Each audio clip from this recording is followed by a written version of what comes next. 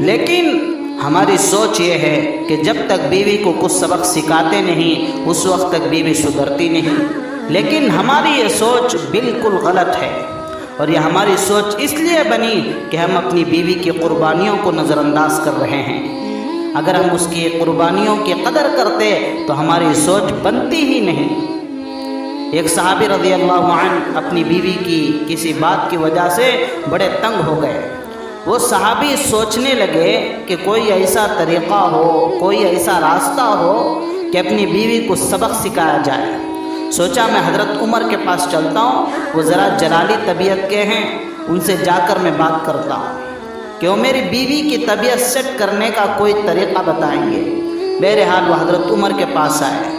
جب وہاں گئے تو کیا دیکھتے ہیں کہ حضرت عمر جنان کی بیوی ان سے بات کر رہی ہیں، لیکن بات کرتے ہوئے ان کا لہجہ اونچا ہے اور وہ بہت سختی سے بات کر رہی ہیں، اور حضرت عمر جنان ذرا تسلی کے ساتھ کھڑے ہو کر صبر کے ساتھ بیوی کی بات سن رہے ہیں۔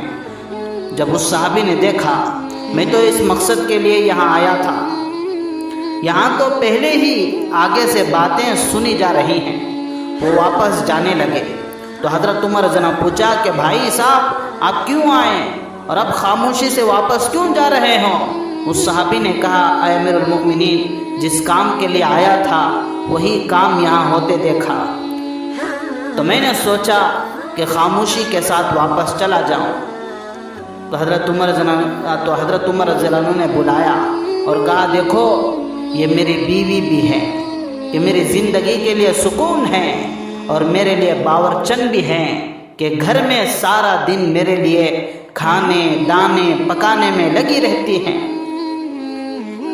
اگر کوئی مہمان آ جائے تو اس کی محنت دگنی ہو جاتی ہے، اور میرے لیے دھوبن بھی ہے کہ میرے کپڑوں کو پاک و صاف کرتی ہے، میرے گھر کی صفائی کرنے والی بھی ہیں۔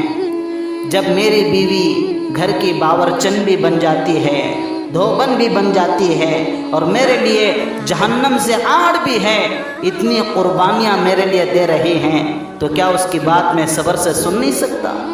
وہ صحابی کہنے لگے کہ اے امیر المؤمنین عمر بن خطاب، آپ نے میرے دل کی گرہ کھول دی۔ جب میری بیوی میرے خاطر اتنی قربانیاں دے رہی ہے تو میں بھی اس کی بات کو صبر سے سننے کی عادت ڈالوں گا۔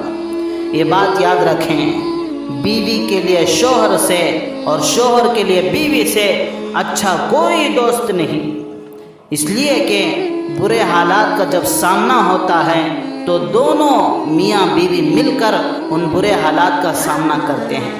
یہی سچی اور پکی دوستی کی علامت ہے۔ اگر بیوی پھول ہے تو شوہر خوشبو ہے، دونوں ایک دوسرے کے بغیر ادھورے ہیں کہ دونوں کے دل ملنے سے ہی گھر کا آنگن مہکتا ہے، اور بچوں کے آ جانے سے فیملی ایک گلدستہ کی طرح بن جاتی ہے۔ دونوں کی ذمہ داریاں الگ الگ ہیں، بیوی کے اندر تواضع اور عاجزی ہو اور شوہر کے اندر صبر اور تحمل مزاجی ہو تو گھر جنت بن جاتا ہے اور دونوں کی زندگیاں پرسکون ہو جاتی ہیں۔